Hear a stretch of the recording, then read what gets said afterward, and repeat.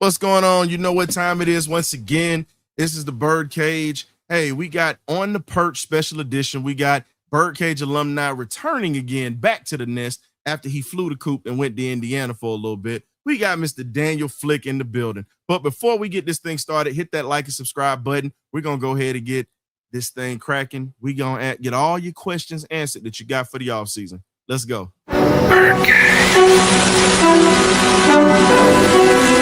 Okay, y'all, this is it.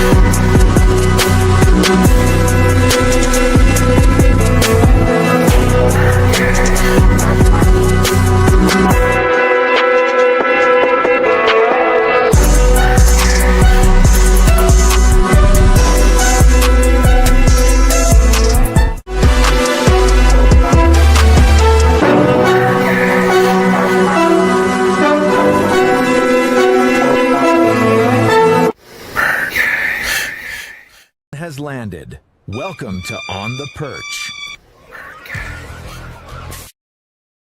What's going on, ladies and gentlemen? Sorry about that. We had a few little minor issues with that, but hey, we're here now. Hey, welcome into the stage. We got my brother Cam in the building. What's going on, Coach Cam? What's going on? Hey, man, you ready for the night? About as ready as we gonna get. Hey, man, look, we got a lot of good information that's getting ready to slide in here, man. So you know how it goes. So, hey, welcome into the stage. We have longtime Birdcage alumni, Mr. Daniel Flick. Welcome, Mr. Flick. Make them clap to this. Welcome back.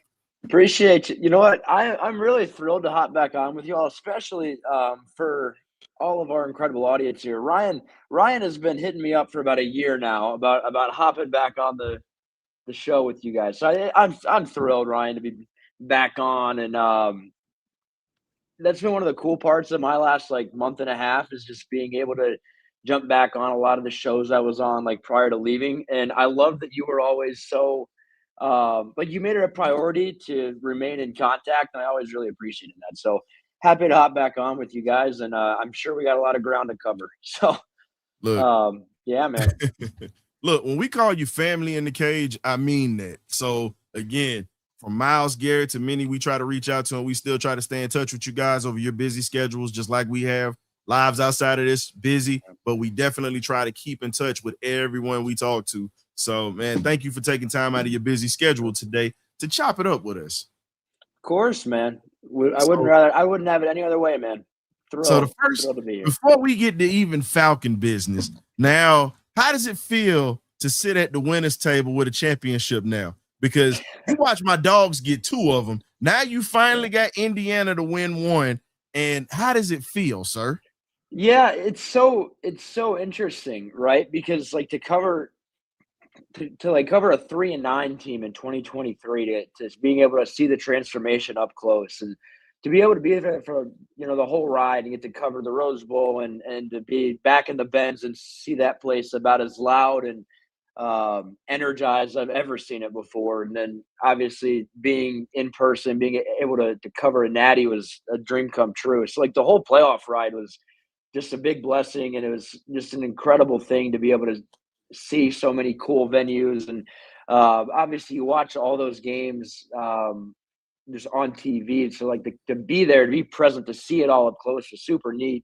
And then it's still the fact that Indiana won a championship really hasn't hit me. It's such a unbelievable story that is so improbable. And it's funny, you talk to a lot of my IU friends, and it still hasn't hit them yet either. It'll just randomly hit you on like a Wednesday afternoon of like, hey, they actually won the championship. Like it's such a weird feeling, man. Like it's so hard to come to terms that it actually happened. It doesn't really feel real.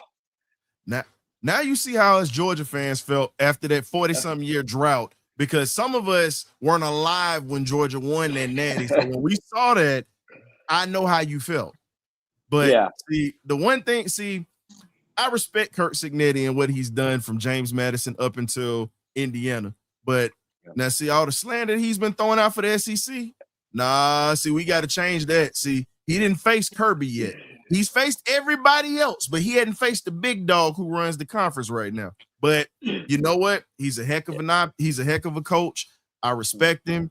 Definitely doing his thing up there. You can't deny that. And for him to get Indiana to win a championship, that says a lot, because a lot of people forget that y'all had a football pedigree up there. Everybody thinks of Bobby Knight, but people don't think about Indiana's football pedigree. You know what I mean?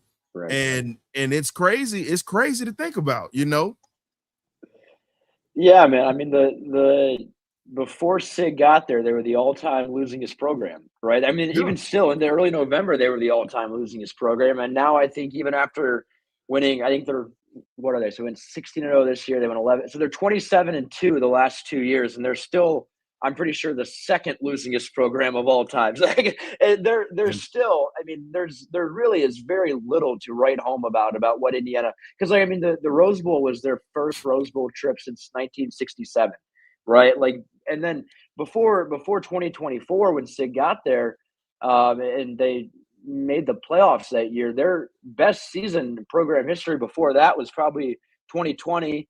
COVID year, when they were, I think, 6-0 at one point going into the Ohio State game, with Penix playing quarterback. So now it's funny because, like, I'll talk to Penix about that at times here, and he doesn't really want to talk about Indiana much. He's a Washington guy now. So, like, I last spring, I was like, all right, I hope I'll catch you around Bloomington at some point. And he's like, you will not see me in Bloomington. I'm like, okay.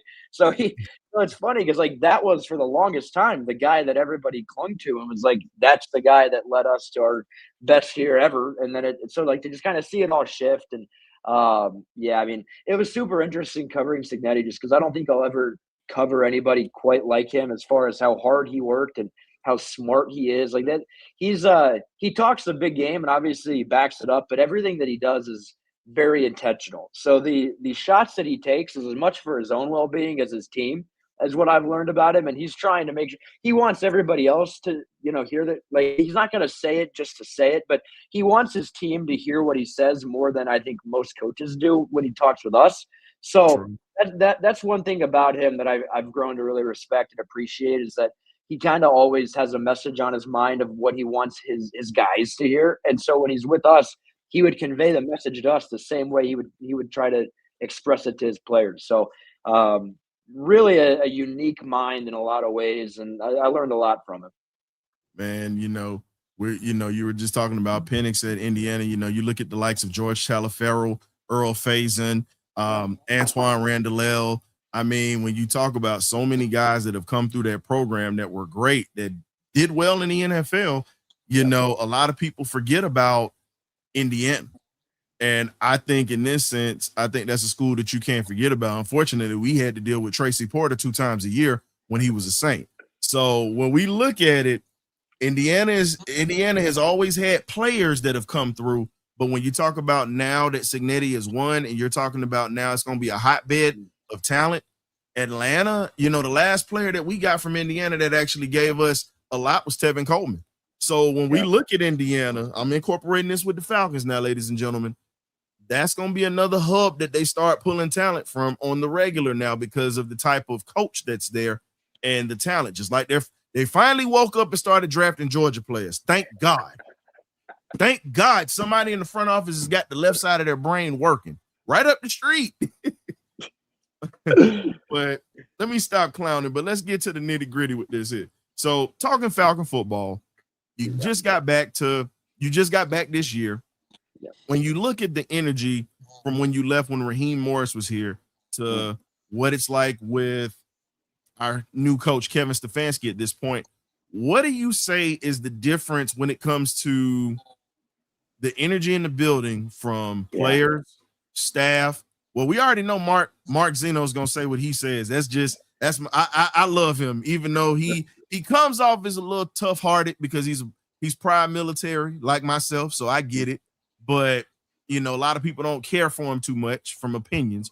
But some of the questions that he's asked, I think, are some of them are legit. I'll say that some are legit. How do you feel the energy has transcended to even the media with the new regime that we have now, bringing Matt Ryan back and all these guys into the building? Yeah, hard to say entirely. I don't think we'll fully know until we get into the season. But I think the main thing, what I've said quite a bit, is that I think whereas Raheem and the last regime was super rooted in vibes, I think this staff, you get much more of a sense of the work is really important, and they're very level headed. Like you talk to Ian and Kevin and just kind of hear the way that they handle everything each day. It's very measured. And so these guys are smart. Like they're very calculated, and everything that they do has a real purpose, I think. And so I think that's been kind of the main thing is where Raheem, even with us, like I loved Raheem, like amazing individual, and he was always great with me. So I loved him. But I think with the way that the last staff operated, everybody really ran on vibes. And I think when you saw them hit rough stretches, that's when things kind of spiraled a bit. And I think with this staff, everything feels super process oriented. And it seems like the guys have really responded well to that. Everyone's really bought into it and enjoying the work and trying to embrace the work. And I think it's been a very positive response because if you think about it, the way that the last staff approached things was on one end of the how you can win in this league end of because it's such a broad spectrum, right? And so last regime is way over here. This regime's way over here. This as far as one of them's vibe based, one of them is work based, and they're so attentive to every little thing. And so it's definitely a big adjustment, a big change from the way that it was last year in 2024. But as I said, I think the guys are embracing it, and there's no one way to win in the league, right? Like we've seen teams that have won with vibes, and we've seen teams that have won with being really rigid. And so I think this one's much more on the rigid side of things, which I think it's been a hit in the locker room so far. Okay, Cam, what you got? This is what up, Dan? I'm sorry I didn't get to say what's up to you earlier, but when it comes to Kevin Stefanski in his past, right? We know that he hasn't won a lot in the last couple of years, and Atlanta is going on with their 8th consecutive losing season. How does Stefanski's past play into the present of the current Falcons regime, especially with a lot of the players that he's brought in, as well as his workings with Matt Ryan? What can you tell us as far as what you can see that will kind of change his course to move back into his winning ways? Yeah, it's a great question. I think it's a lot of what happened in Cleveland. I think if you look at it, was the QB play was so rough there, right? And so that's one of the things where I think having Matt Ryan can actually really help him is you get a guy who knows what it takes to be a good NFL quarterback as well as anybody out there. And what you hear them talk about with Matt Ryan being here is how much of a invaluable resource he is for everybody, whether it's players, whether it's the GM, whether it's the whole coaching staff. Like I remember Tommy Reese mentioned this last month with us about how he'll just like him and Matt Ryan will just chop it up about random ideas like, hey, how do you feel about like this idea about this play, about trying to coach something like one way as opposed to this other way. So I think that's where Matt Ryan's actually been super helpful is when Kevin had his Browns teams rolling, it was when they had good quarterback play and everything else on the roster was always kind of fine. It was just their lack of quarterback play was so rough at times. And what you saw the last few years when Callahan left the Browns, their rushing offense was brutal. And so having Callahan back with him now, I think that's where you're going to see the run game really pick up.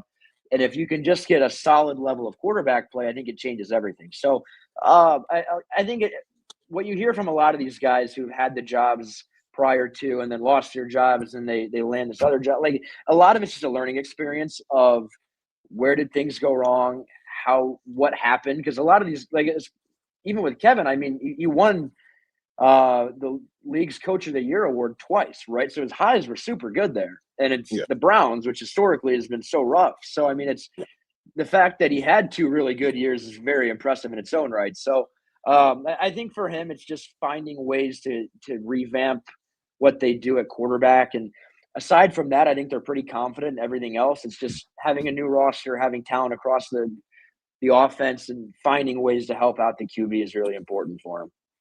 But to be honest, though, Cleveland originally was a historic franchise. Right. Yeah. Cleveland has not been the same since they left in '94. They Right. haven't been the same since they left. And when they came back, they only made the playoffs during Stefanski's time there. Now, a lot of people have mixed emotions about it. I'm not going to lie. For myself, now I'm taking the content creator and, amateur journalist out of this. And I'll say this. With Kevin Stefanski, for me, you got to prove it. Yeah. And I'm like this with every coach that comes through here. It's not, oh, you're not being a fan. You're poo-pooing on these folks. No. I need to gain equity with you, and I need to see what your body of work is going to be. Because what that's going to transcend is, for the fan base, you have to show that you can win, and also you can coach in arduous situations, because we've had 2 coaches prior who had opportunities to do a little bit better, but they were unable to complete the task of winning ball games when it mattered, giving up divisional leads. And it's sad to say, but Kevin Stefanski's a little on borrowed time, because you have some fans that are in Atlanta that love Prime and they love his son. So they're already looking at him sideways because of what happened. But most people don't understand that it's a mess in Cleveland in the front office. And you were you're in the Midwest, so you already knew hearing a little bit about it. But you look at Milwaukee, the Bucks just traded Giannis.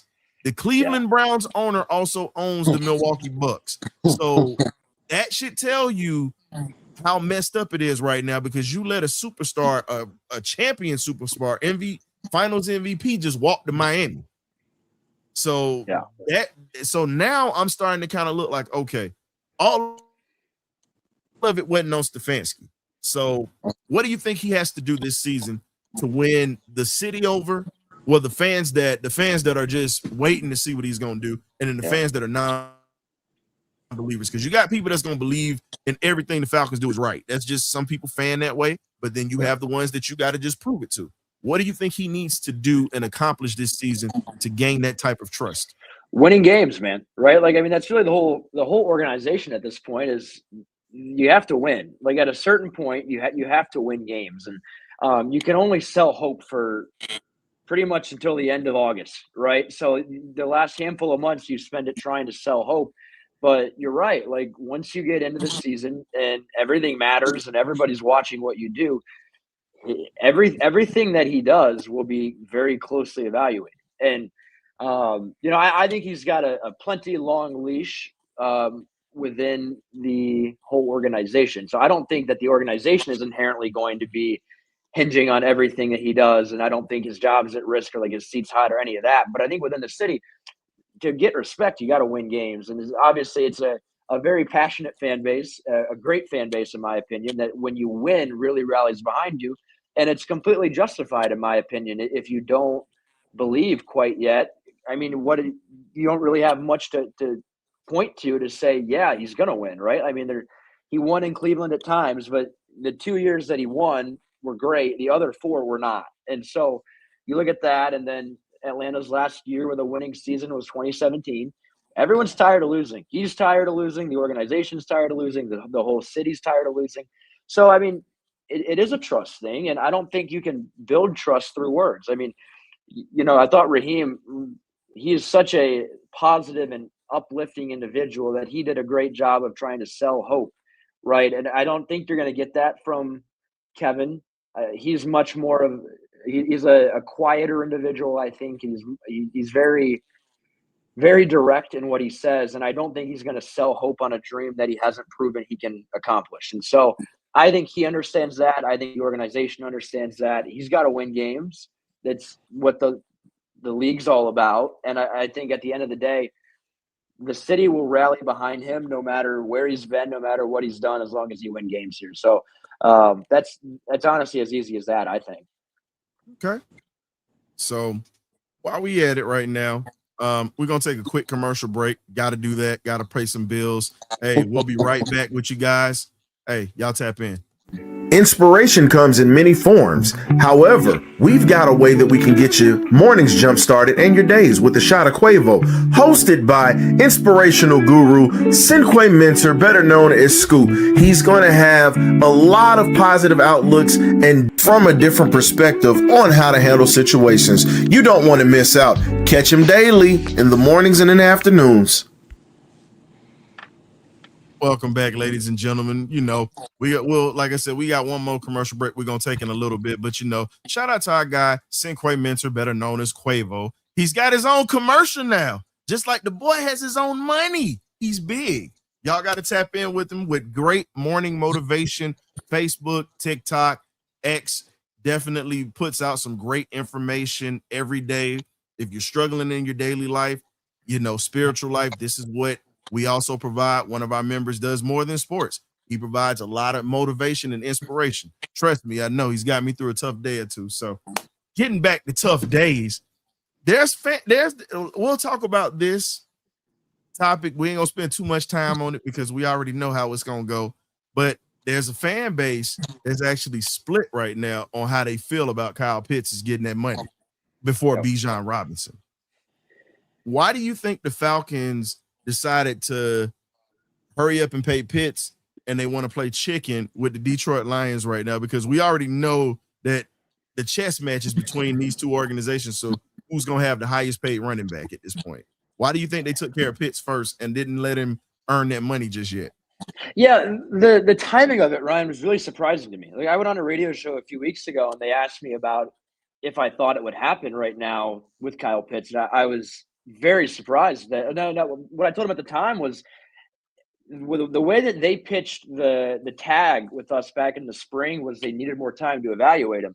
And so when I heard that, I was like, okay, they are not going to look at trying to extend him anytime soon. Like, I don't think, because I legitimately said it. I was like, I don't think you can make a real evaluation on a guy from watching him run routes and shorts, right? And pads aren't on, contact, like live contact wasn't allowed. Like, they haven't seen him do a whole lot more than run routes in 7-on-7 and loose 11-on-11 and handle like approach things with the regime around the building. Like, that's about the only thing that they've been able to see him do.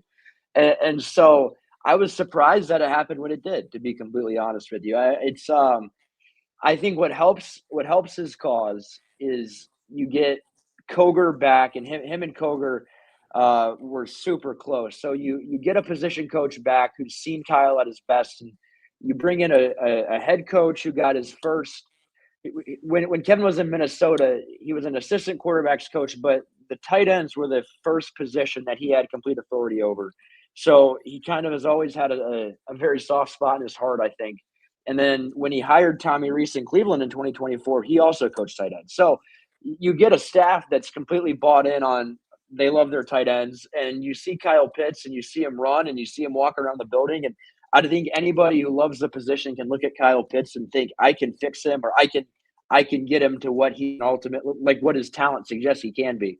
So I think they kind of fell for that a little bit in the sense of they're buying the dream on him, and they saw what he did the latter half of last year, and they think he can try to keep it rolling. Obviously, that's why I was surprised that it happened now, because I would like to think that as a new regime, you'd want to see him prove it again. So I was a bit surprised that it happened when it did. As for Bijan Robinson, I still think it'll happen relatively soon. Like, I don't know if it'll happen before or after Jameer.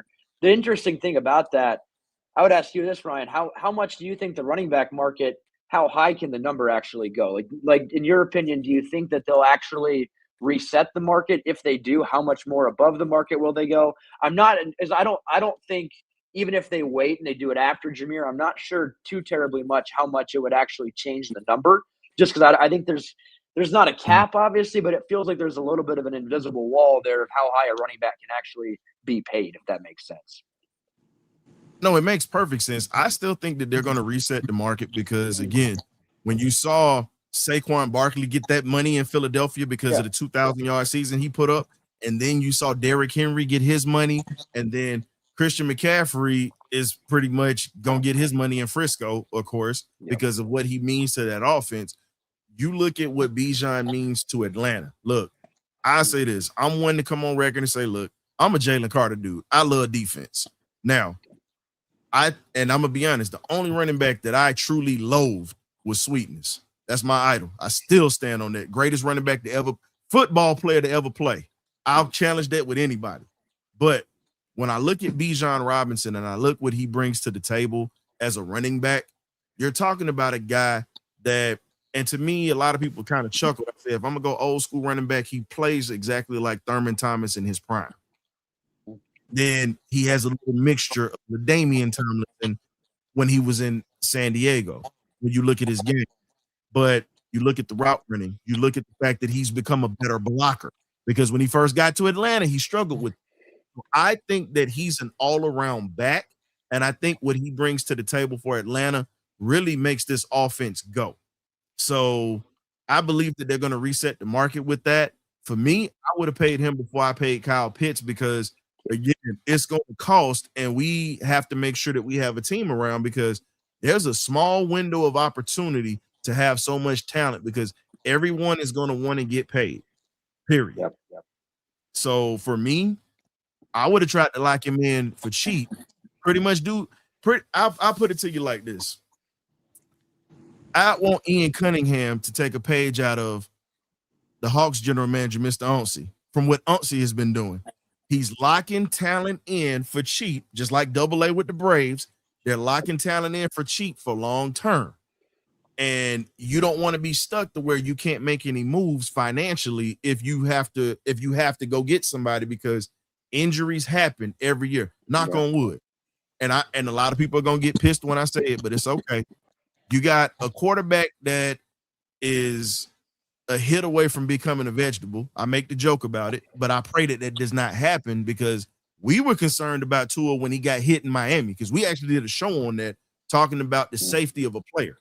Same with Michael Penix Jr. People don't understand knee injuries are not just like fixing a broken arm. Yes, the technology has gotten better, but you also have to look at the fact that these are his legs. He has to plant and he has to go off those. So the arm is never the question. The question is he going to be able to hold up? Because again, you're 1 or 2 hits away from being with Jack Strand starting. And Strand is a bad boy. I've studied him. So in your opinion, because we're going to slide this one over to the quarterbacks now. Now you take care of Bijan. Say you take care of Bijan like you were saying. How does this audition for these quarterbacks play out? Because we already know that they already said it's not really a quarterback competition right now. It's been put out because Penix is not all the way there. Not yet. Yeah. It's going to be interesting, right? Because I think it's I think you have to wait and see. And I think training camp, if Penix is cleared for 11-11 right at the jump, that's awesome. And if he is, I still think it's wide open. I think from what we've seen, I think Tua's been better, but it's also hard to say in the sense because like we haven't seen Penix do more than throw routes on air and then run 7-on-7, which naturally is advantageous if you're playing QB. So it's hard to really judge it. But the one thing that I think has been very evident is Tua's accuracy in the red zone especially has been phenomenal. And I go back. So it was when one of the McCown brothers was playing quarterback. I was watching a primetime game as a kid, and the announcer came on and talked about how any quarterback in the NFL can move the ball from 20 to 20, and it's what you do inside the 20 that shows you. It's kind of where McCown hit his cap, and where whoever the quarterback on the other side was playing was really good. And it's like that's where you can see this is a guy who's a backup, and this is a guy who's like a top 10 QB, right? It's what they do in the red zone. And Tua's been super good in the sense of he's so accurate, he's so precise. He can put the ball anywhere that he wants to, and he can hit those tight windows. And so he had a handful of like layered touchdown passes. He had a handful of like tight, like back corner end zone passes that were really impressive. And Penix had a few of those as well, just with pure arm strength and velocity.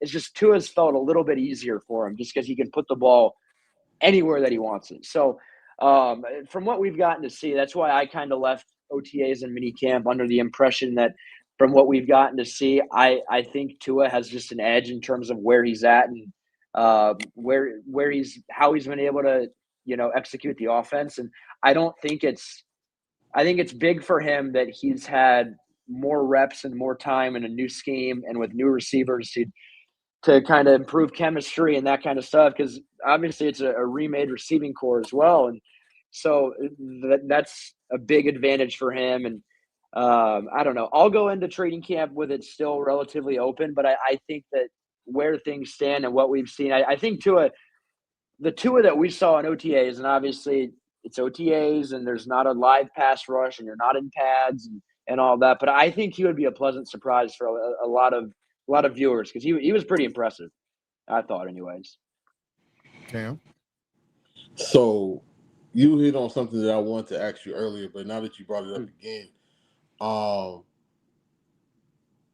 if Tua somehow was able to surprise us throughout this season, is it too early to hit the alarm on a possible moving of Michael Penix Jr. for additional pieces? Or do we keep him long term and just allow Tua to, hold the line until they feel that Michael Penix is healthy enough to put back into the starting lineup? Is there a possibility from what you've seen and what could be, done down the line, but just off of the small sample size that we have, Tua has been a little bit more accurate, a little bit more, quick to get the ball out, things like that. Is it, I don't want to say safe to assume, but is it a realm where that could be a possibility? It's really hard to say.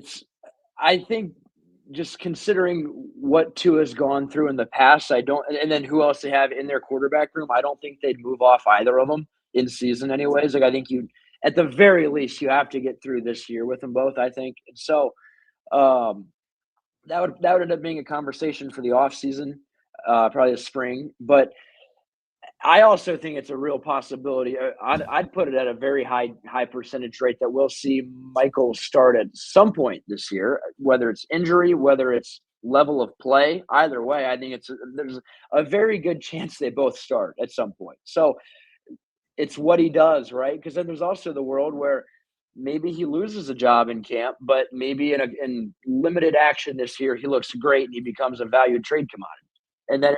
And then, or maybe it becomes a deal where he wants out because he's like, you know what, I want to play. And maybe Atlanta chooses to say, you know what, Tua, we like you. We're going to re-sign you for a pretty big money contract for a year or two, and let's see where it goes, right? So I think they're incredibly open-minded about this. That's kind of one of the advantages of having uncertainty at quarterback right now with a brand new regime is that, well, it's certainly not a positive that you don't know who your quarterback is. It does give you a lot of flexibility, right? So you can kind of see, you can learn, you can take this year to learn. And would they like to have their guy for 2027 and beyond on the team? Absolutely, right? Absolutely. That'd make their life a whole lot easier. And I'm sure they're really rooting that one of these guys can execute at a high level and be the guy. But if he's not, if they're not, I think either way, they'll both get a chance this year at certain points to prove they can do it.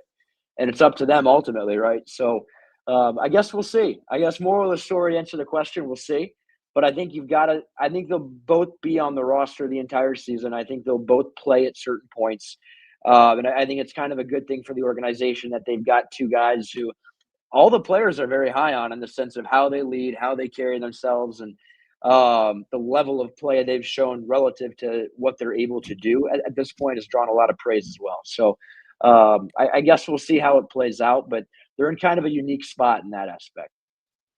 So when you're talking about the quarterback spot, and I got to mention it because, again, when you sit back and you pay attention to it, a guy that I feel like he was a steal, and he's a gem. And Dan, I'm big on a lot of the cats that come out of the smaller schools that don't get love like that. Jack Strand, to me, I feel like is a little bit more of more athletic Ben Roethlisberger. When you talk about size, being able to throw the ball, everybody compares him to Josh Allen. I'm like, no, he's not as mobile as Josh Allen. So you can't say that. I think he's a little bit more fleet of foot than Ben is.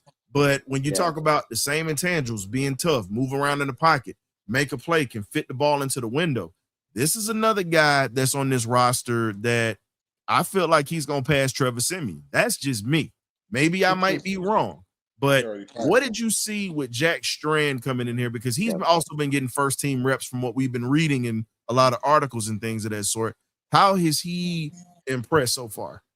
Yeah, I would say that the time that he got in with the ones was very sparing. And from what I remember, it was the practice when Penix had his rest day. So there was nobody else really to throw to those guys. And they were trying to monitor reps, I think, on Tua's arm a little bit. But for the most part, he's been with the twos. But to kind of hit back on the question, I think he's been relatively impressive in the sense that very big dude, extremely big individual. He's 6'5", he's 240, and the size absolutely jumps out. Like, I'm sure you guys will see it in training camp. Like that young, it's funny, he's wearing Kirk Cousins' jersey number.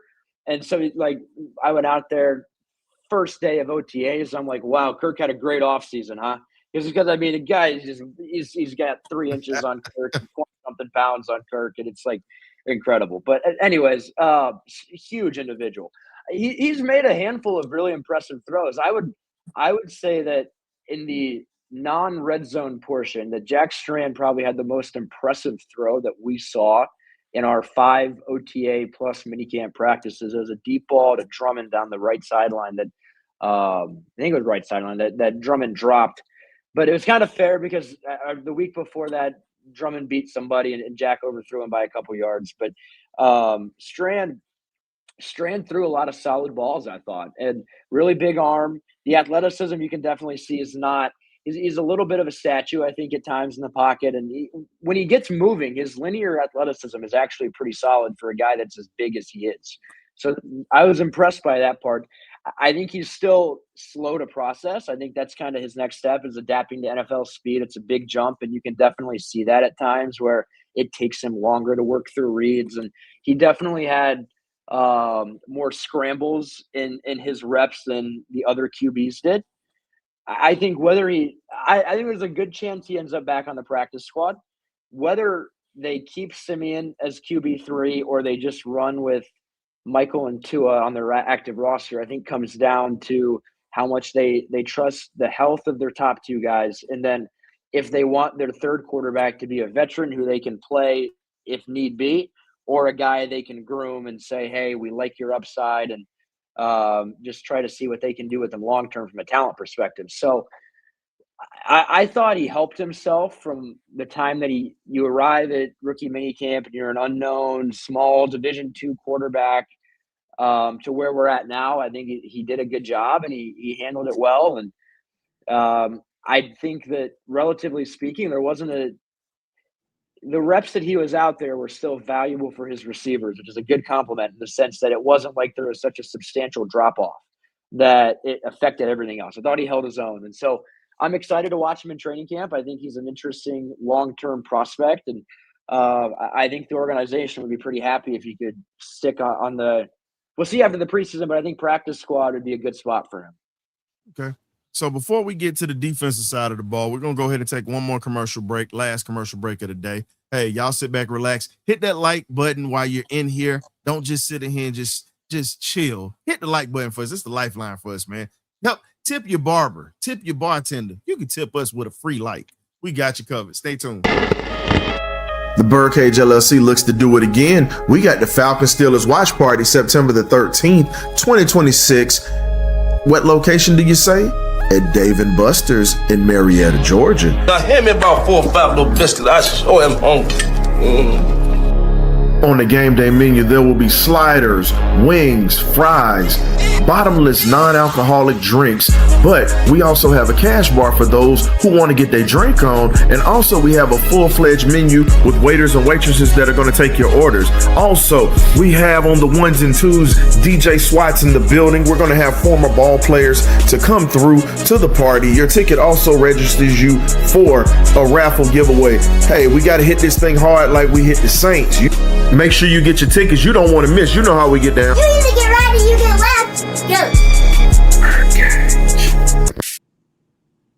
Welcome back, ladies and gentlemen. You know, again, we're not superstars on this show. The little voice that you heard in the back, that's the little superstar right there. She's starting to take money out of my pocket just for little shorts now. So She needs more. yeah, I'm looking back. Yeah, I'm looking back and whatnot, making sure I don't get stuck up by the little one and whatnot in the house. So, you know, I got to pay that one in candy and maybe $1 or $2, but mom is trying to get more than that from me. So it's all good. Yeah, I'm her agent. She needs 20%. Oh, hold up. You haven't been in any of these meetings. You're not going to do that. No, sir. You stay over there in Arizona. But anywho, let's get back to it. So we're gonna transition over to, matter of fact, one more question before we transition completely to the defense and special teams. The right tackle spot is literally the hot seat because you have Penix, who got injured last year, and now there was a guy that I did a spotlight on by the name of Riley Malman. I've been trying to tell folks, I said, y'all don't understand. That's a baby John Runyon right there. Okay. And I mean, you look at the footage because I watched him at Wisconsin, and then I also looked at John Runyon's film. It's very familiar when you look at his Tennessee Titan days and Malman before Runyon matured and went to Philly. He's raw like Runyon was, size and everything. And you look at Jawan Taylor, you look at Morris, who just came from Kansas City. Do you feel as if this young man can challenge those two veterans, even though they have experience? But, you know, they've been passed around a little bit in the league. You know, well, Taylor has, but Morris just came from Kansas City. Who do you think is going to win that battle? Yeah, I'd say about Maltman, very good chance he's in Atlanta this year. I think he'll end up on their little practice squad. Very good chance of that, I think. As far as who wins the job, that'll be a good one. Jawan Taylor, I think, is who everybody thinks will win it. We haven't seen him practice, so he's been out there, but he's had an ongoing undisclosed injury, so we haven't gotten to actually see him out there. So Michael Jarrell has been the primary right tackle with the ones, and I think there's a good chance he makes the roster. I think there's a good chance Wanye is their swing tackle, and then I think when Jawan's back healthy, we'll get a clearer picture of how open that position battle is. So I don't know inherently if they view Jawan as the 100% right tackle, or if it's just the fact that he's started every game he's ever played in. And so we kind of just assume that he is. But I know that, you know, I talked to Jarrell about it. I talked to Wanye about it at minicamp, and they're under the guys that they can win the job. So that's kind of the mindset you have to have, especially in June, that you can go out there and win a job and that you can play. But I don't think by any means that they're under the impression that it's completely wrapped up and that Jawan will be their right tackle. So I think it's still open, and we'll find out just how much when the pads come on. But yeah, I think Malman for sure, unless he gets picked up elsewhere, I think Malman, very good chance that he's back. And it seems like they're high on what he can ultimately become. Whether it's John Runyon, I guess we'll see. Well, I mean, and the reason I say that, because Runyon also was a project lineman when he came into the league. It's two things that you can't teach: size and nastiness. Malman has a mean streak. And let's be honest, him, and then you got Jack Nelson, his teammate or whatnot from college. One thing I know about the Midwest, Wisconsin, Iowa State, you talk about Notre Dame, those schools that are in that Midwest, Ohio State, they produce plenty of nasty offensive linemen. And it's a lot of Hall of Famers that have come through that area. Now, I'm not even going to speak on Oklahoma, Texas, and a few other schools, but I'm just speaking on that specific area. Like, if I'm going to get my D lineman, I'm not going to lie, I'm biased, but I'm going to take boys from the SEC, or I'm going to give a cat from HBCU a shot.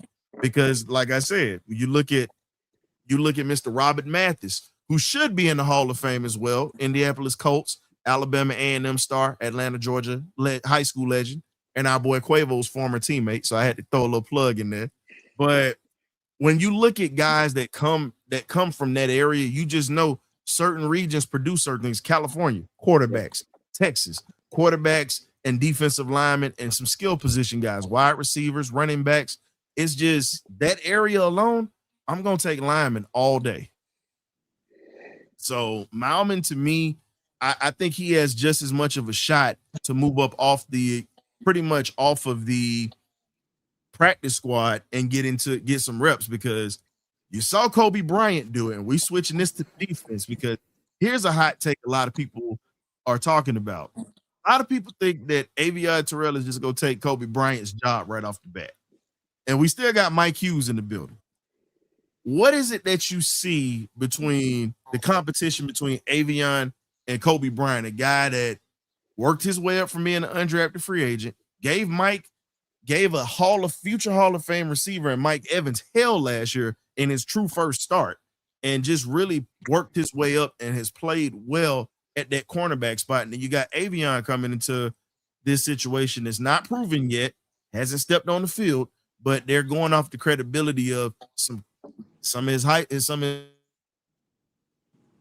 his college days, and possibly they're hoping that he's going to be like his brother. But I keep telling people, see, I like Kobe. No disrespect to Avion, but I'm a Kobe guy, and I love the grit and the toughness that he plays with.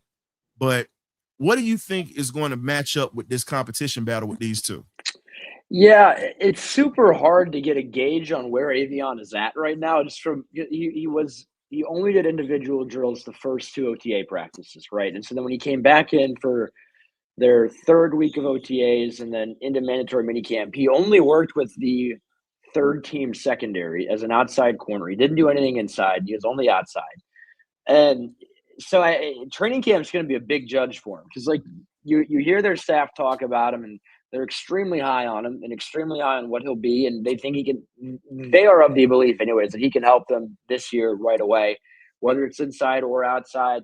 They're starting him on the outside, and he hasn't done a lot on the inside. So maybe that's a little bit of the vision, but Mike Hughes will be their guy on the outside. Like that is, from everything that I've been told, he's going to start. And that's certainly the expectation he has and that they have. And it's a deep room, right? Like, it's at the end of the day, that is when I went through, I did my roster cuts last week. Cornerback and defensive line were easily the hardest positions on that whole roster, in my opinion. So, like, you start looking at Bryant and Clark Phillips, those kind of guys, and then you look at a couple of the other hybrid guys that they've kind of cross-trained at a lot of spots on the back end, like Brooks, Brown, those kind of guys. It's a deep secondary. So I think Kobe, having the same secondary coach in Justin Hood and having Brick back, that helps. You've got everything around him is in place from what it was last year. I think Avion, once they get the pads on, he's going to impress a lot of people. Confidence will be his thing as well, as just how quickly can he ramp up and kind of be the player who they believe he will be. But he's an incredibly competitive dude. And one of the things about his whole past is that everywhere he's been, he's played up. And so at least throughout high school, and then once he got to high school, it was more his level, and then college is his level. But even when he got to college, he played a lot as a true freshman at Clemson, played a lot his entire time at high school at Westlake. I mean, he's always found ways to get on the field early and then acclimate once he's on the field. So talent usually wins in that case, and obviously he's an incredibly talented dude. Oh, yeah. But the thing is, like you're saying, you're putting that out there. The one thing that I will say a lot of people forget, you talk about it, we got a guy, and also, like you said, to me, I feel like this is beautiful because both of them guys are going to push each other, because Kobe is very competitive. That's another one, because when he came here, he literally said, I'm coming here and I'm taking the job. He literally said it on his social media. Like, we laugh and joke about the dancing videos and, that he cuts up with. But if you really pay attention to this guy, you're talking about a guy that's, he went to school in Kansas, but you're talking about an Alabama kid. And those kids that come out of that state are just as tough as Georgia, Florida, and they get overlooked. But when you look at what we had in Julio Jones and you saw the quiet competitor that he was, that right there should let you know that anything that you get that has those type of roots, they're going to have a competitive nature to it. So for me, like you said, I guess it's just looking at it like this. When you talk about a guy that was 3-time first team all Big 12 in a conference that they do pass the ball, I like the fact that we got two corners that are going to go at it, because I think you should have both of them on the field. Maybe Avion is a slot and put Kobe at that number 2 spot. That's just me. I think they would shut things down, but maybe I'm just dreaming as, former coach like Coach Cam, and just being a fan at that point. But with the pet getting to talking about the secondary, let's talk about the safeties. My old spot. Love the safety spot. With Xavier Watts still healing up from not Xavier Watts, I'm sorry, Billy Bowman healing up from that Achilles injury from last year still, and they're still taking their time with him.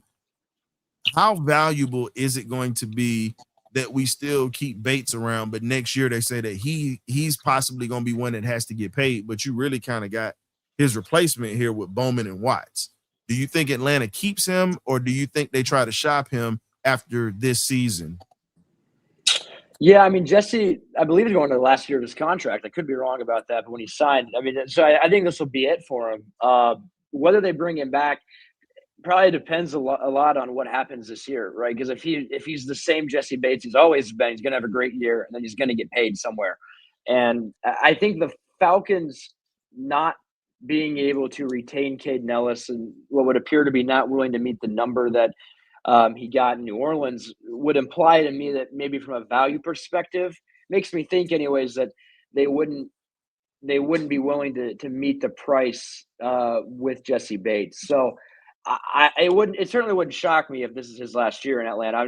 That's honestly just more so of me looking at the way this regime has operated thus far, less about any scooped info or whatever. It's just kind of a broader what I've been able to glean about how they operate. So I do think this could be it. I think it does help them, kind of like you said, it's a very talented secondary. Like they've got some real dudes back there. And obviously it's going to be hard to just what Jesse's done as a pro is so spectacular. And you can find guys who have a similar play style to him and guys who can produce kind of like him, but he's so valuable off the field with how much of a leader he is and how intelligent he is. I mean, that's really the thing is him and Xavier see the game the exact same way. And it kind of helps them do some really cool things back there where they are basically, they operate on the same wavelength. They don't really even have to talk that much with each other because they see the game the same way. And so they're just in sync with each other.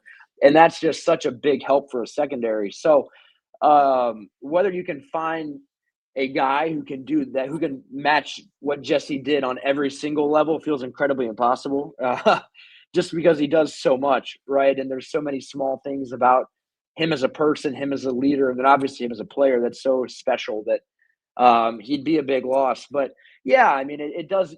You do have ways to mitigate just how much it hurts in the sense of you've got depth, you've got young guys who can play, who've proven they can play in the NFL. So, yes, we'll see how it goes. But I think Atlanta, at least for this fall, anyways, will enjoy having maybe the best safety duo in the league back there. Agreed. Cam?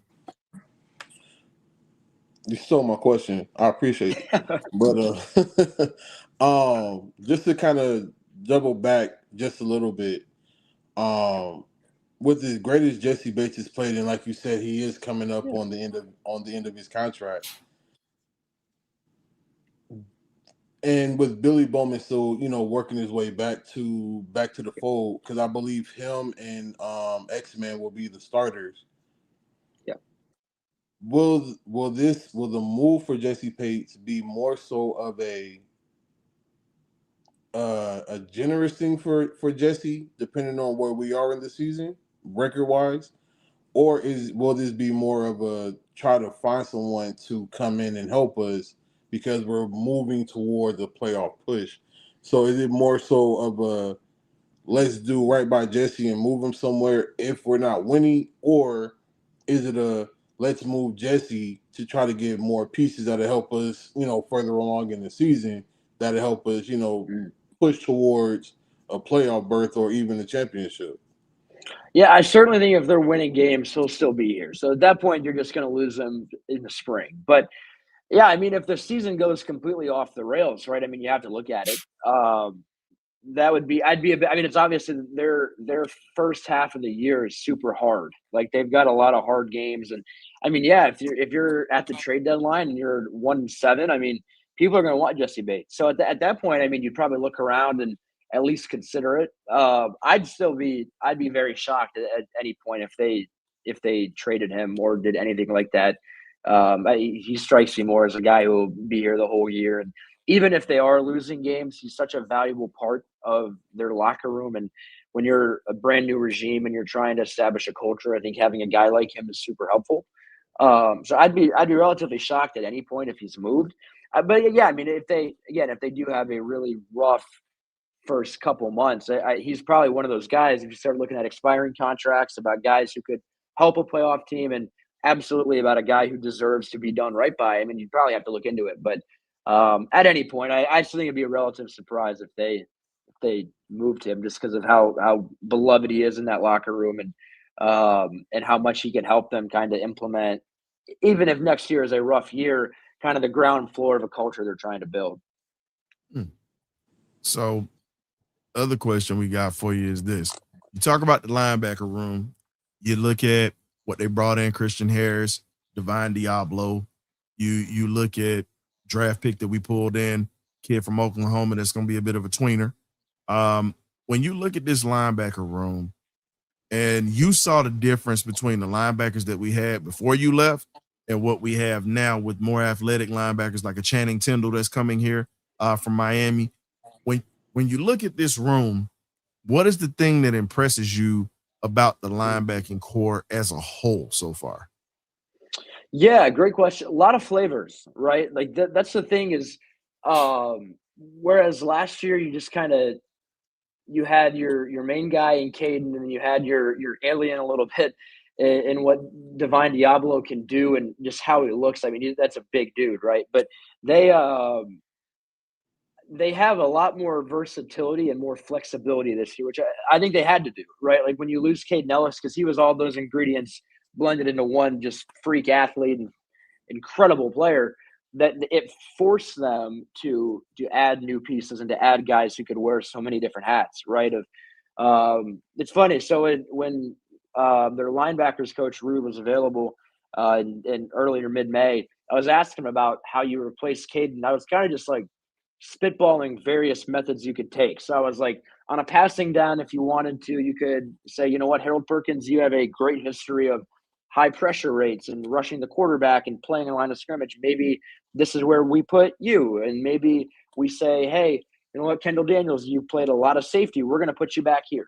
And Rude basically is like, yeah, like that's basically that's kind of exactly what they're doing, is spitballing things and trying to see who does what best and who can do what at the highest enough level in their group to be able to play. So, and it's neat because they've got, I think Christian Harris can do a little bit of everything. I shouldn't say never. He hasn't played a lot of on ball.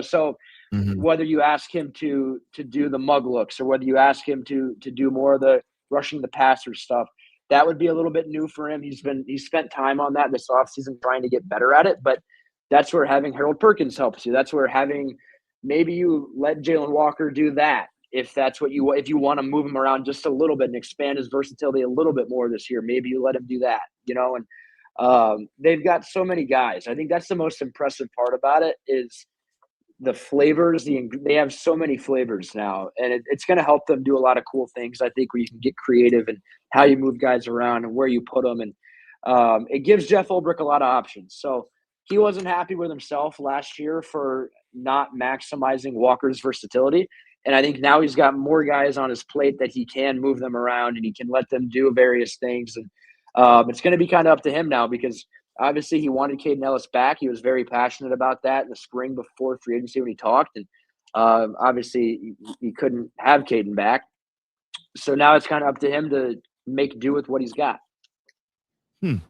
So because, and this is something I was going to throw out here, and we always talk about it, and my man Quavo asked the question. We're actually going to do a fan segment where they get to ask questions once we get through everything, but this was something I had. What if they move Jalen Walker on the inside because he's a Swiss Army knife? He can do it all. He did it at Georgia, and he had that green dot. But we saw that the size differential with the tackles on the outside was a little bit difficult for him.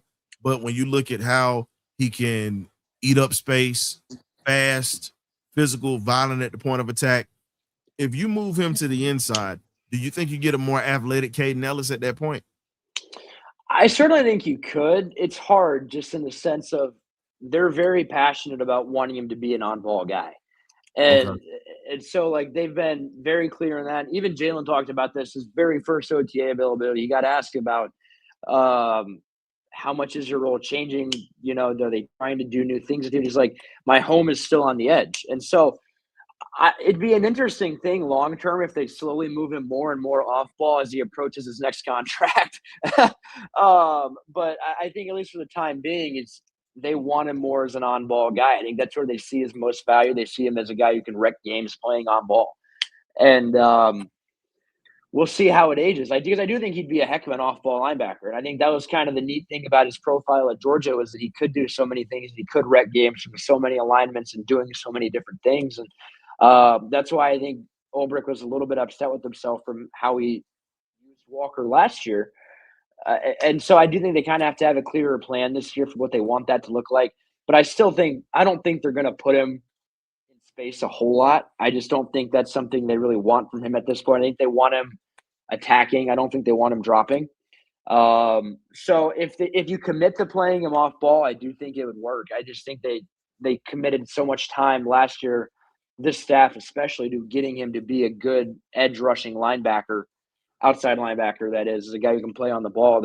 That's kind of where he's not pigeonholed, but that's where they've tried to make it his home. And with this defensive staff in place, I don't think that's going to change. So are there ways they'll try to use him like Caden? Yes. Are there ways that again, I think he'd be a great option if you're trying to do a mug look and you want a guy on the line of scrimmage and playing right over the ball. He'd be great in that. So that, I think, is the extent of what they'll do with him off ball this year. But you know what? Last year they evolved so much defensively throughout the whole season that, I mean, who knows what his role could look like by week 12, right? So he's got the ability to do whatever they want him to do, but I still think that their primary mission for him is for him to master the edge and make that his home ultimately. Yeah, I definitely don't want to see Jalen Walker become Vic Beasley 2.0. So leave him at edge, please.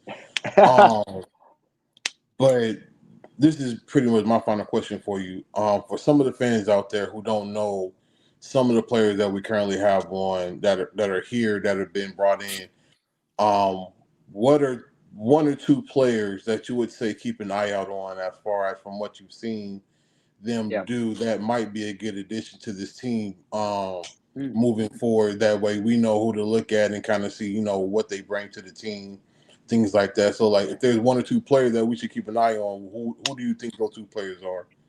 Yeah, great question. I think I'll give you one on each side of the ball. I think Brian Robinson's going to be a good surprise for a lot of people this year. Obviously, Algier was so beloved here.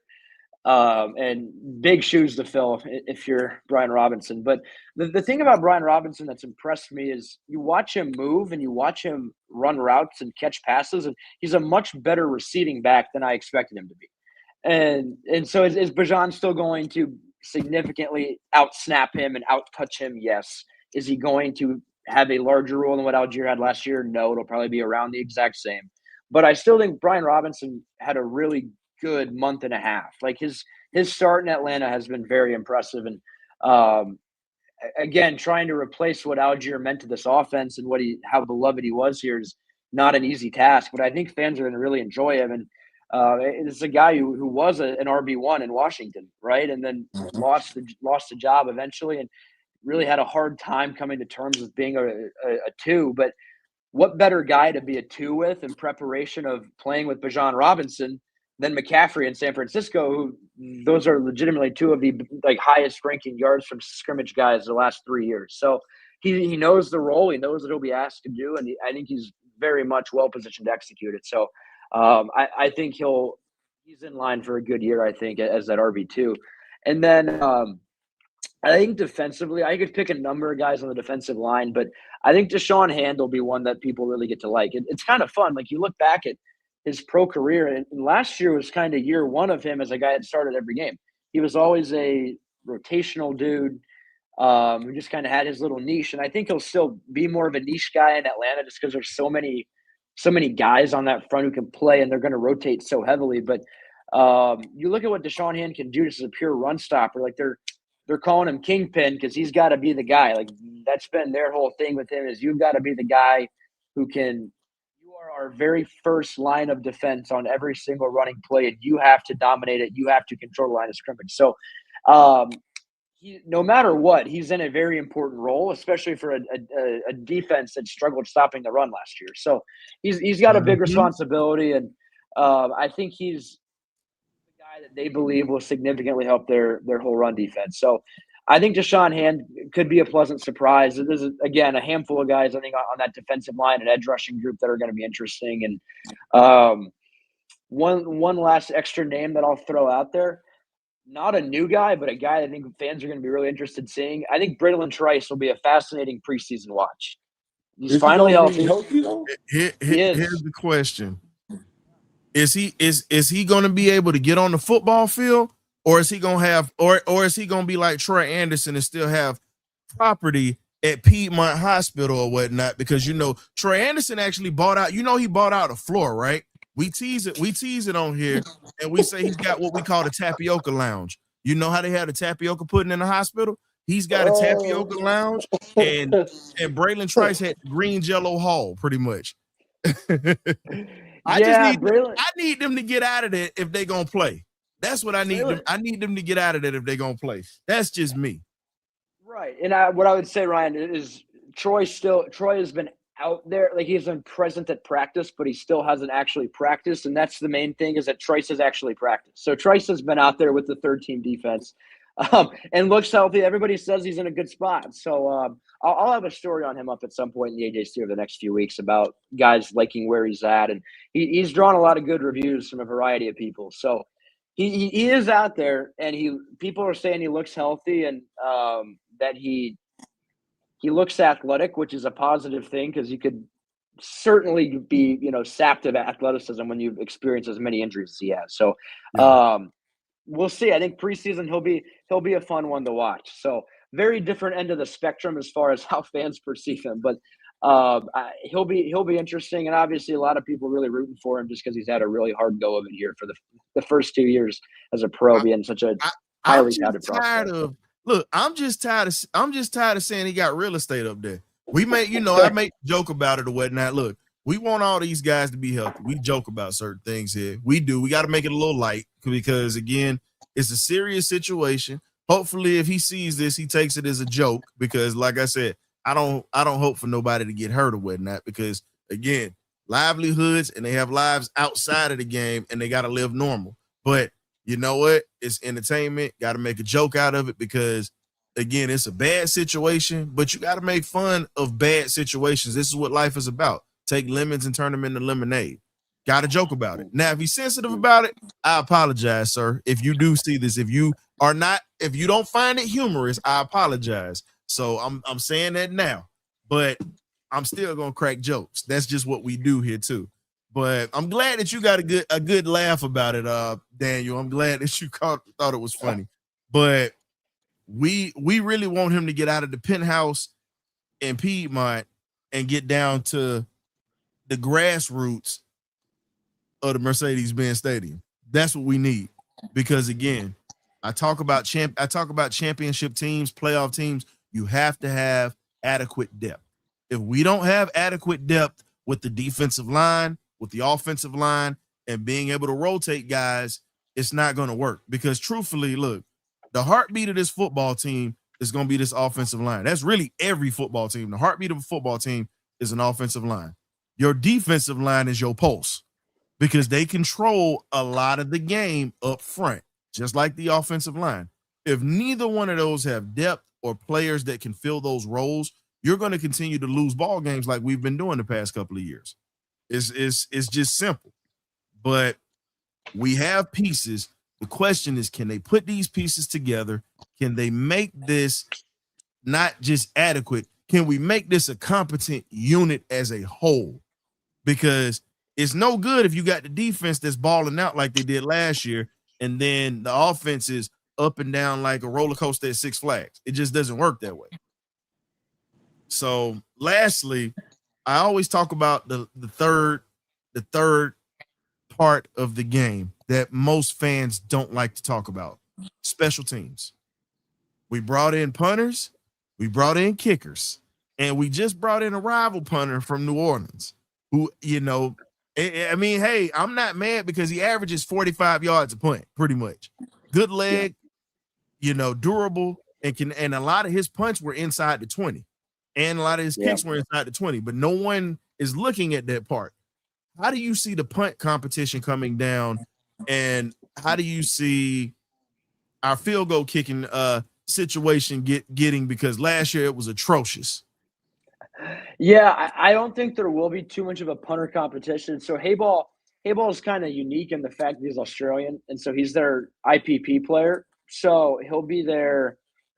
He won't take up a roster spot. So it's honest. So it's basically what Atlanta did last year with Lenny Krieg, which, in my opinion, having a specialist as your international player pathway program guy is the best approach you could have, because you're basically getting a backup teams guy without having to take up a roster spot or a practice squad spot. So I think Hayball will be good insurance. I still think it'll be Jake Bailey as their main punter this year. And then if he gets hurt or whatever, that's where it helps you, because you already have a guy in your organization who can handle that. So that'll be the advantage of having Hayball around. And yeah, I mean, he had a really good year in 2024 at New Orleans too, and then lost the job last year, but has proven that he can punt. So if you need a guy in a pinch, you have a guy already in your organization who can handle that. Nick Folk had a good mini camp, a good OTA. I didn't realize this until recently, actually, but he has led the NFL in field goal percentage each of the last 3 years. And that's a trend. If you notice, it started when he was with Craig Aukerman in Tennessee, I believe it was, in 2023. So for them to reunite now in Atlanta, there's a good level of comfort, I think, with them. And after a very rough year last year and a lot of turmoil, and really it would stretch into the latter half of 2024 too. So I mean, after a year and a half of just not knowing what you have at kicker, really, I do think when you bring in a veteran who's going into year 19 in the NFL and who's been so accurate the last 3 years especially, it gives you a good sense of comfort and stability there that's much needed. After watching Nick Folk, see, I went to the Jets game last year. I was outside in that rain. It was cold. I sat there and I watched Nick Folk literally get us at the end in overtime. That was just one of the sloppiest games that I watched as a fan, and even as a student of the game. When you pay attention to it, the conditions were bad, but football was bad all the way around. But special teams is what killed that game, because the Falcons literally had that game won. They could have won that game. Pretty much a block punt, a missed field goal, a punt return for a touchdown that we gave up.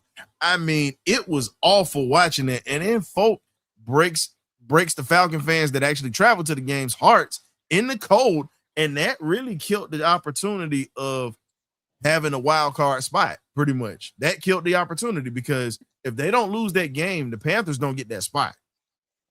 So again, watching the Falcons drop the draws the way that they did, missing field goals and just playing atrocious, to me, it showed a lot. And no disrespect to Raheem, but it is what it is. I got to call a spade a spade. I saw the attitudes on the sideline. I saw pretty much how he treated Kadero Hodge before the snap, and Hodge was fine. I saw how guys weren't listening to him when he was talking. It was like guys were just checked out. And I was just like, oh. And it was bad to see it, because even the Jets fans that were coming in were like, this isn't good. Like, y'all got a good defense, and he's talking to people, and guys are just walking off on him. It was bad. Like, it was pregame. And normally most coaches have great rapport with people where they can at least have a conversation with a pregame. Nobody talked to him. And I was like, dog. But now that we got Stefanski here, I hope that Stefanski actually is in a situation to where he can earn that respect in the locker room off the rip, because it's easy when you got on shorts and a t-shirt. We got to see what kind of respect you're going to get when that score, you're down 2 touchdowns, or you're in a tight situation with a 2-minute drive where you got to drive to win the ball game. How do your guys respond to you? So I think that we have a good team.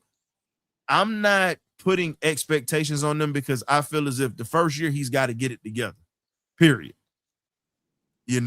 I think we can have a chance to make noise and make a wild card. And, the division is up for grabs pretty much. I'm not even going to say who. I'm not even going to predict who's going to win it. It's just up for grabs. But I think if we can execute, ball control defense, I think we got a chance to take the division. We tied for first last year, so I can't be mad. Yeah, I mean it's really open, right? And that's one of the cool things. And I love the Twitter graphic of how all the teams in the South think every other team in the South is just terrible. And so like I mean it's true, right? I mean it's kind of the perception a lot of people have. So we'll see. I do agree, Ryan, that I think yes, it'd be great if they could make the playoffs year one of a new regime. That'd be awesome for them and for the whole city. But realistically, it's hard, I think, to see him coming in and being able to accomplish that right away with a hard schedule. Like I said, hard schedule. So Yeah. if you're going in and your mindset as a fan is playoff or bust, it feels like a little bit of a disservice because there's so much more that's important about this year and about trying to lay the groundwork of what they ultimately want this group to be.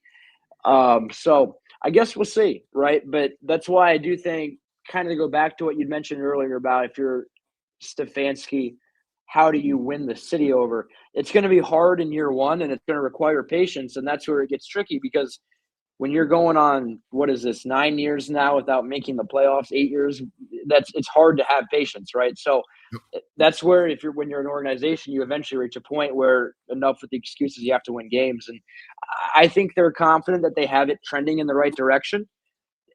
Is that really what you want to hear, though, that you're trending in the right direction, but you're still not completely over the hump of playoff team and playoff expectations being a norm?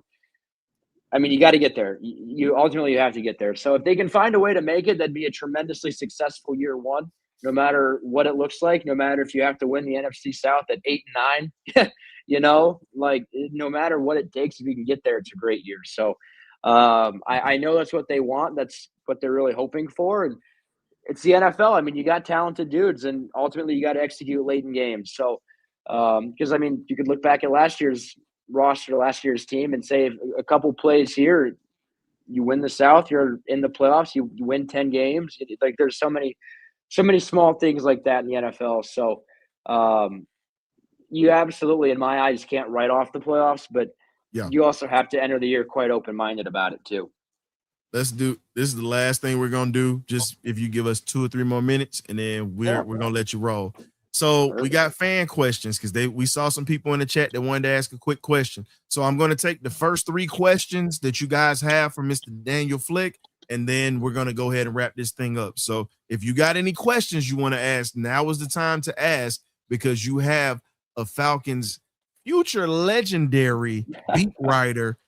So, at the AJC, he's following in the steps of Mr. Steve Weish and Mr. Furman Bisher, and Mr. Dave Kendrick. So, I'm putting that label on you, Dan. Appreciate you, Ryan. I've had a great time with the AJC so far. They've been awesome to me, and it's fun to get all the emails and everything, and a lot of great readers there. It's been awesome. I've had a great time. It's an awesome organization, and it's meant a lot to me too to see a lot of the comments about people buying or re-upping their AJC subscriptions and that stuff and wanting to read what I do. It's an incredible blessing. I've enjoyed that a ton. Well, you're one of the most talented writers that they've had in a long time, just to be honest. Thank you. And I think that you have a gift. And the thing is, with your gift that you provide, I followed you when you was with Indiana. I didn't subscribe to the Indiana, but I saw a lot of your articles. I would go online to the free library and I would actually look at a lot of your stuff because it's a free library up here in Philly. And they do, little subscriptions.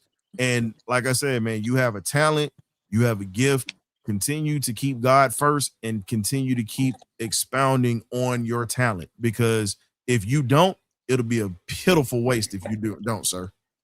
I appreciate you, man. No, and I love it. I don't really view it as a job by any means. I take it extremely seriously, obviously, but it never feels like work to me, right? Like that's the part that I've enjoyed the most about all this is just being able to commit my life to it. It never feels like it's anything too major. Like it's a joy to wake up and get to write each morning. So that's the part that I've enjoyed the most about it is you get to wake up and this is my job and it's the coolest job I could have ever asked for. So we got my man Coolest Dre. What's going on, Dre? Thank you for tapping in. Dre asks, do you think we picked the best coach that was available this year? I think they picked a good one. Whether it's the best, I'm not. I'll take a cop out. That hesitation told enough. I think they picked a good one. I mean, it's. I'm trying to rack my mind here about Harbaugh would have been the dream. I think Harbaugh just for as good as he was consistently, it's hard not to look at him and say that's the standard of what could have been. I think we'll see obviously how the Giants. How quickly he can turn around the Giants. But again, I think Stefanski being able to do what he did with the Browns. I mean, you win 2 Coach of the Year awards in Cleveland. That's almost unheard of, right? And so he's in my opinion, he's a good head coach, and I think Atlanta did very well. I think it's I think Atlanta did well. Here's my thing: we got to see what he does in the playoffs because look, the playoff win goes under his name, but he wasn't the one who coached it. So again, a lot of people don't want to hear that. They're like, oh, well, he did this. No, a lot of folks don't want to hear it, but the truth is true. He sat home with COVID while his assistant coach got that playoff win. Yes, it's his system, but you had somebody else running the team when he was affected by COVID. So it's no disrespect to him. You know, he did his thing. He did his thing right there in Cleveland. But I'll admit with you, a lot of us were not happy when Stefanski was chosen. A lot of us weren't. I'll admit I'm one of them. Still not. And my thing is, I'm looking at it like this. I got to see what he does in the trenches. I'm giving him a chance. I give every coach a chance. I got to see what he does in the trenches because for some odd reason, and Dan, you can correct me on this if I'm wrong, it's the funniest thing. Every time Atlanta takes something from Cleveland, they always transcend in Atlanta very well. That's going back to Alex Mack. That's going back to Taylor Gabriel. Anything that we've gotten out of Cleveland, it's changed. Yeah.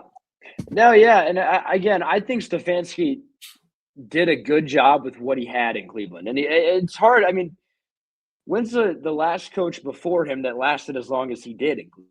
That's part of it too, right? And when he had good quarterback play, they won games there. And he did things with that organization that they hadn't done in a very long time. So I think he's a good head coach, and I think he's drawn good reviews here that are warranted for what he's done and how he's approached trying to create relationships and build a culture. And so, again, he's got to win. But I think the organization has a very good head coach leading it right now. So if he can – ultimately, if the stars align and they can – get their quarterback situation, you know, if they can figure out if they've got the guy on their roster and they can get good quarterback play, I mean, they're going to win games. So we'll see how it goes. But I mean, yeah, there's a good track record, right, of guys in Cleveland coming to Atlanta and doing all right for themselves. So I got a question that was text to me. Listen, Auntie, I know you're watching. I need you to type it into the chat. Don't text me on my phone while the show's going on. That's a no-no. But I'm gonna ask the question anyway.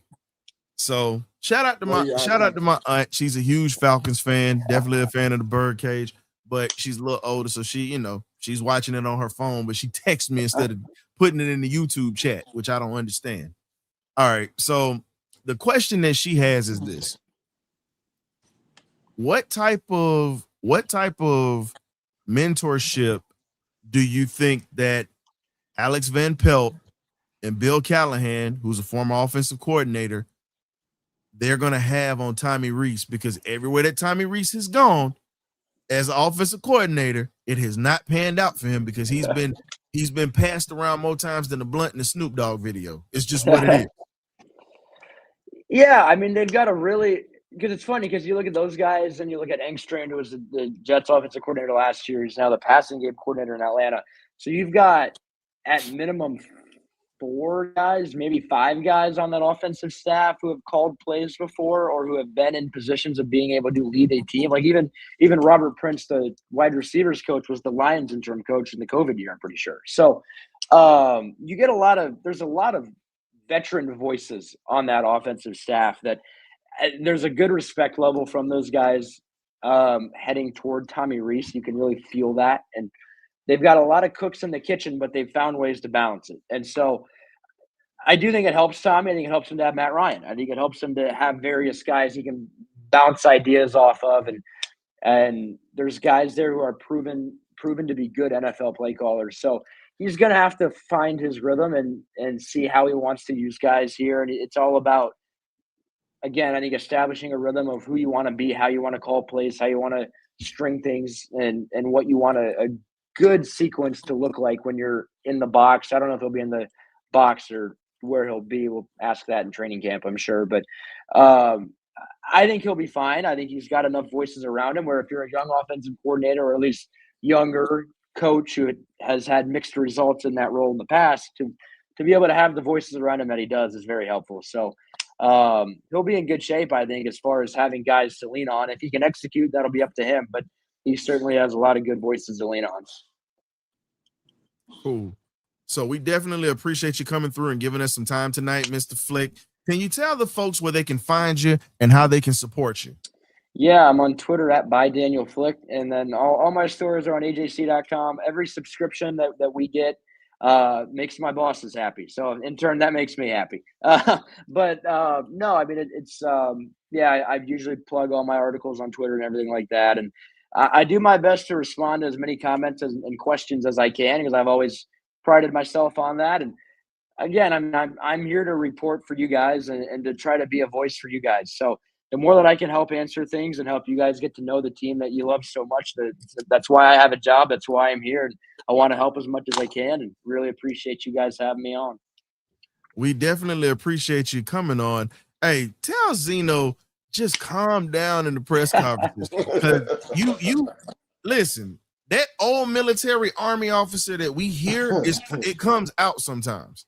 And I'm an enlisted man, and so is Coach Cam. We're enlisted men. We were enlisted men. So for us, we hear it. It's like, yeah, he going back to his officer days. He got to calm down a little bit. But I like I said, I thoroughly enjoy some of the questions he asked. I don't agree with every take, but some takes I'm all on board, because that's a New Yorker for number one that is literally going to ask the tough question that a lot of people don't want to ask. You do the same, but he has it. I live here on the East Coast. So when you listen to news reporters and you listen to beat writers, how they ask questions after games, it's brutal. It's brutal. Yeah. And that's how he is. But I respect it. So tell him we say hello here on the Birdcage. We'd love to have him. I'm gonna reach out to him on X, because he's a vet and he responds to everybody who talks to him. That I've seen that. Yeah. So if you got a chance, tell him I said hello. I'm a fan. Definitely love his work, just like I love yours. Definitely would love to have him in here, because boy, I can just imagine what the conversation would be. I think it'd be entertaining. Yeah, from what I gathered, he'll be around in training camp a little bit too. So if I catch him, if not, he'll be around in season a little bit from what I hear. So, but yeah, no, I'll for sure pass it along. I think that'd be a very, very entertaining conversation between you guys. Hey, we definitely appreciate you coming on, Daniel. Enjoy your evening. We'll be in touch, because we're definitely going to try to get you back during the season too, if you get a moment. Of course, guys. Happy to hop on whenever, and have a great night, y'all. You too. That was Daniel Flick, ladies and gentlemen, of the Atlanta Journal-Constitution, formerly of Sports Illustrated, was covering the Falcons, but now he's in the city, locked on and locked in. We appreciate you guys for tapping in. If you didn't get to catch the interview and you're just popping in, hey, you can always go back and check it out on YouTube and run it back. Because what I got to do now, I got to run it back for my boys Smitty and A1. They did the damn thing. They brought in a Falcons legend when we talk about Chuck Smith on their podcast. So guess what? If you haven't tapped into our show and you were over there, hey, run this back. If you were here on our show, go over there and support those guys and run that show back, because they had a legend in the building and we had a legend in the making in the Atlanta Journal-Constitution in the building. So for myself, Coach Cam, we appreciate you guys for tapping in with us. We love you. Hey, tap in with us next week. We got you covered. And also make sure that you get your tickets for the Birdcage LLC's party between the Falcons and Steelers' first game of the season, Dave and Buster, September the 14th. Tickets are $40. We are definitely trying to fill this thing up, and tickets are starting to sell. So, hey, y'all know what to do. Let's go ahead and get to it. We'll catch you next week. We love y'all. Y'all be blessed. And, hey, Be careful out here in these streets, man. It's getting dangerous out here. So y'all keep prayers up and y'all just do the damn thing. Get your money tomorrow and enjoy the weekend. We'll catch you soon. Ghost.